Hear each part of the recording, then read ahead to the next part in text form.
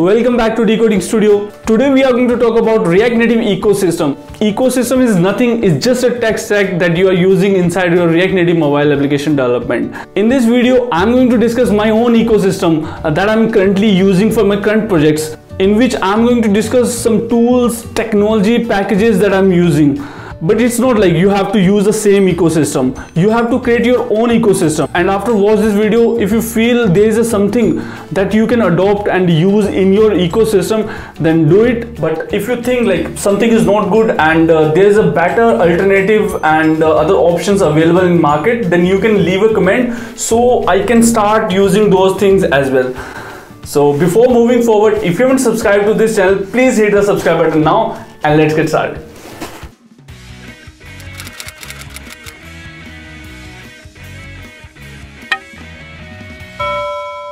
So this is the React Native ecosystem that I'm using for my mobile application development. So basically I have divided this into 4 categories. First one is tool and packages, then platforms, techniques, and language, other stuffs. We'll discuss each in detail in this video. So we'll start with the platform first. So in case of platforms, we are supporting Android, iOS, and Windows platforms.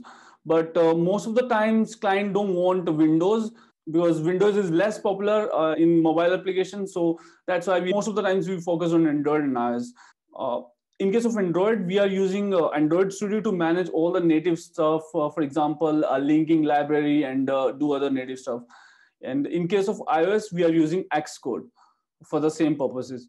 So that's all about the platforms. And now we will move to the languages and other stuff. So basically here we are using JavaScript. So as you know, JavaScript is used for event handling, and all the business logic is written in JavaScript in case of React Native. So we are using JavaScript for that. And then we have React.js. So as you know, React.js is a UI library provided by Facebook. So basically React.js is responsible to handle all the UI part. The life cycle of UI is based on React.js, and it provides like how state and props will handled. So all of these stuff is handled by React.js. And then we have a JSX. JSX is stand for JavaScript XML, and we use JSX to simplify our UI. So the UI element is easily managed using JSX. So as you know, in JavaScript we don't have any types. To overcome these things, we are using a TypeScript. So I haven't mentioned it here, but yes, we are using a TypeScript. So that's all about languages and other stuff. Let's move to the third category, and that is tools and packages.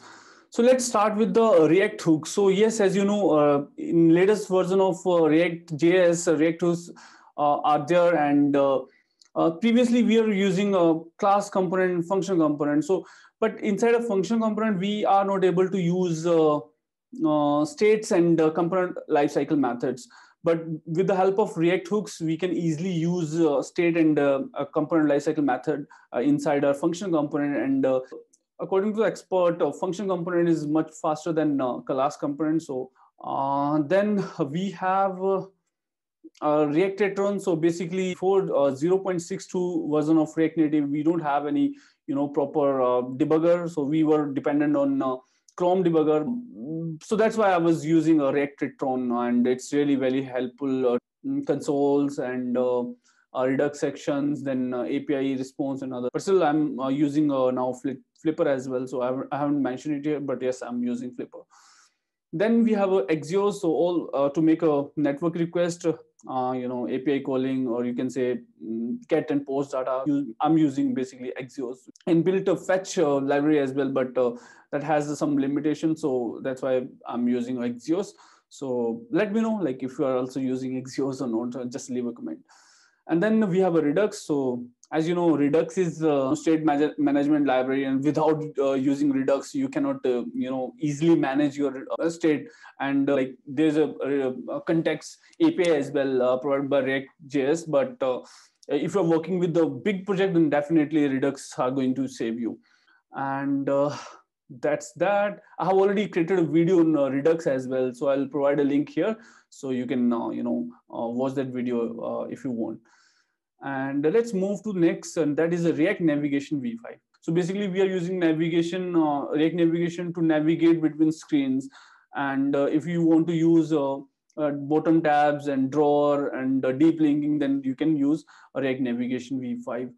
React Navigation v5 is the latest version of React Navigation, and now they are providing a native solution. Before this version, they have a JavaScript solution for navigation. So before that, there's a one more library, Wix. So that's used by Netflix, and that's providing a native solution. But now in this version, React Navigation v5 also providing a native solution. I have already created video for this as well, so I'm going to provide a link here.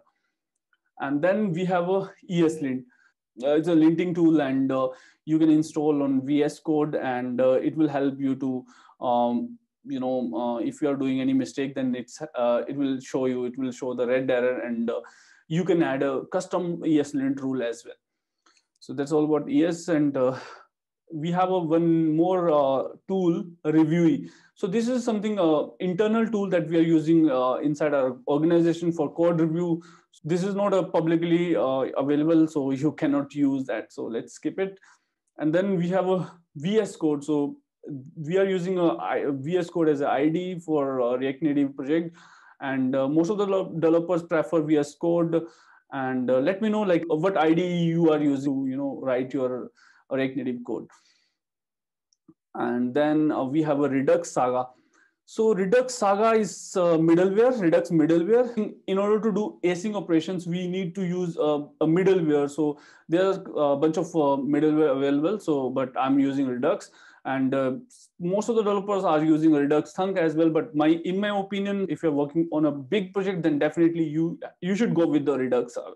And just leave a comment and let me know like what Redux middleware you are using for your React Native mobile application development. So yeah, I'm going to provide a link where I have explained Redux Saga. So that's all about tool and packages that I'm using currently for my React Native mobile application development. Let's move to the last but not the least, techniques. So in my ecosystem, I'm using these techniques. First one is build automation. So yes, definitely we are using a build automation. So for that, we are using App Center, and yeah, we are automate Android and iOS build. So it will create Android and iOS build, and we can upload those build to Google Play Store and App Store. So next is test driven development, TDD. So that's very important. I have already created video on TDD, so I'll provide a link here. So yes, we are using a test driven development. So unit testing, and then component testing using React Native testing library, and then we have end-to-end testing where we are using a Detox. So yeah, that's all about TDD. We are also using App Center and Firebase Crashlytics, and yes, then code review. So as I mentioned, we have a special tool called as a Reviewee. So we are using that tool in order to do a code review.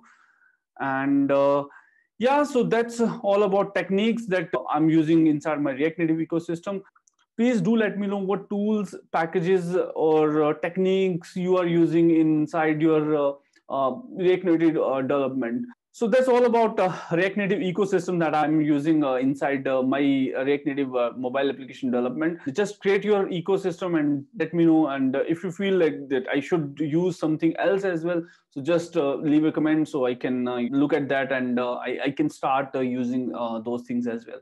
So yeah, that's it. And if you haven't subscribed to this channel, please hit the subscribe button.